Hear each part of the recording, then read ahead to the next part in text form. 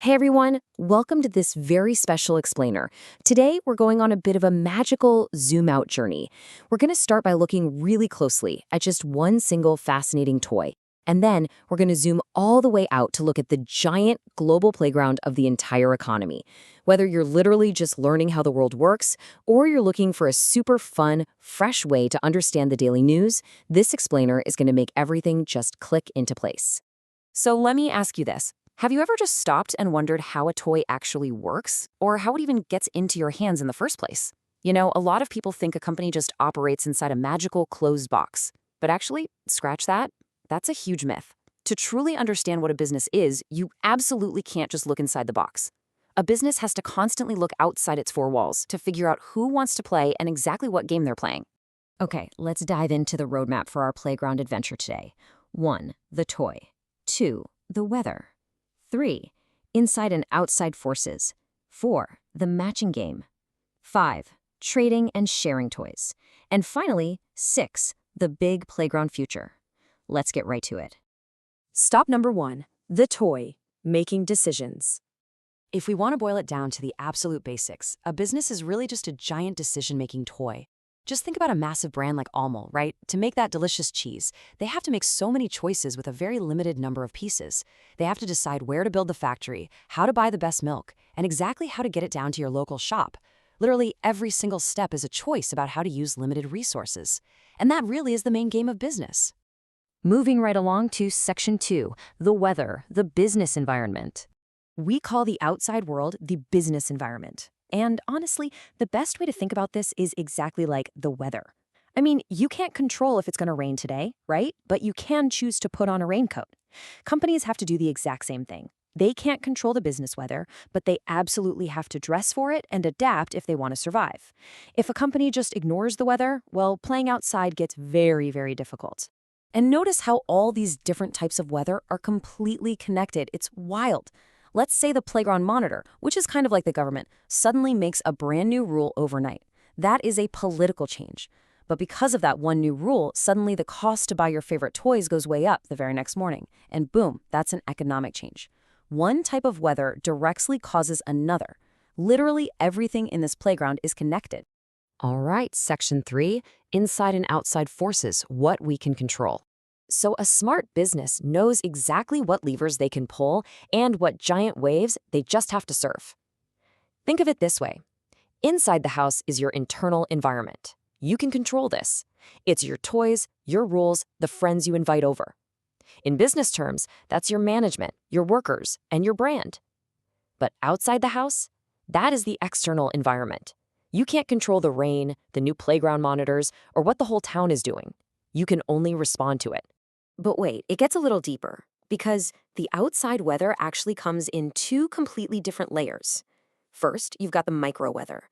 This is what's happening right next to you on the playground. Your suppliers, your customers, the kids competing for the swings. Like, if you rely on just one friend to supply all your toy parts, that's a huge risk if they suddenly go home. Then there's the macro weather. These are massive, unstoppable, world-changing storms. Think about when giant heavy CRT televisions were suddenly replaced by flat LCD and plasma screens. The companies that only made the old, heavy TVs, they just couldn't survive a macro storm that big. Let's jump into Section 4, the matching game SWOT analysis. Okay, so when the weather is constantly shifting, how do you know if a problem is coming from inside your house or outside in the rain? Well, the source gives us an amazing, super easy trick. You just ask yourself one question. Would this problem or opportunity still exist in the world if my company wasn't here? If the answer is yes, then it's the outside weather, an external factor. If the answer is no, then it's your inside toy, an internal factor. Seriously, isn't that brilliantly simple? But a really good player doesn't just make a list of problems and sit there staring at it. The whole goal of this matching game is action. The real magic happens when you take the absolute best things about your inside toys, your strengths, and you match them perfectly with the sunny, beautiful weather outside, your opportunities.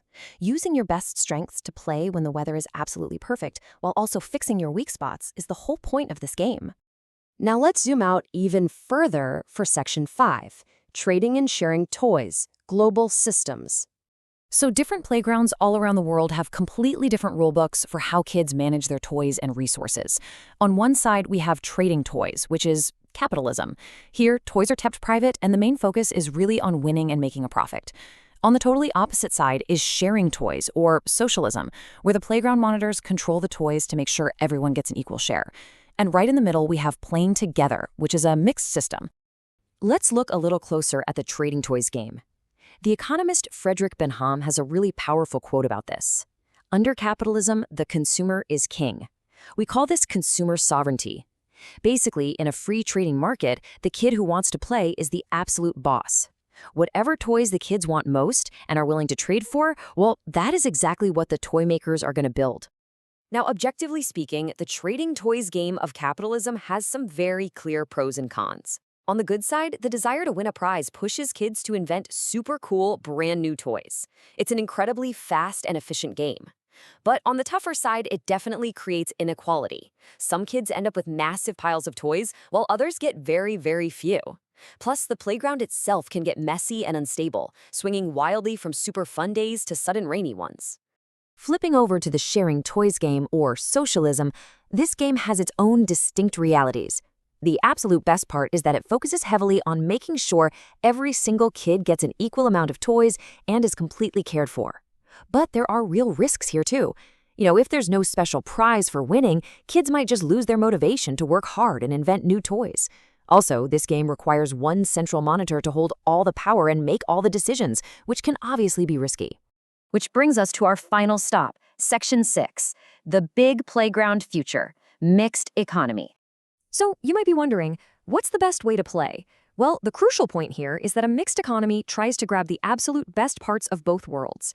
In this kind of playground, kids still get to keep their private toys and invent cool things to win prizes, but we also have helpful playground monitors, the government, who step in to set safety rules, they make sure the game is fair, and that the really essential things are shared with everyone who actually needs them. And honestly, India's journey on this playground has been absolutely incredible to watch. Right after independence, from the 1950s through the 70s, India had very strict playground monitors with heavy government control over the toys. But the real game changer hit in 1991. They opened the playground gates to the world, a massive shift called liberalization. That single change brought in a huge wave of new games, leading directly to the giant computer toy boom, the IT boom, and ultimately the amazing modern playground we see all around us today. What an amazing journey, right? All the way from one tiny toy to the whole wide world. But before we wrap up, the source material leaves us with one giant, totally fascinating question for the future. Right now, super smart robot toys, like artificial intelligence, and massive weather events, like climate change, are rushing onto our playground. So, how will our mixed game rules evolve to handle these giant new forces? The next time you see a business story in the news, just remember this explainer, put on your raincoat, and try to decode the weather for yourself. Thanks for exploring the playground with us today. Keep learning and keep having fun.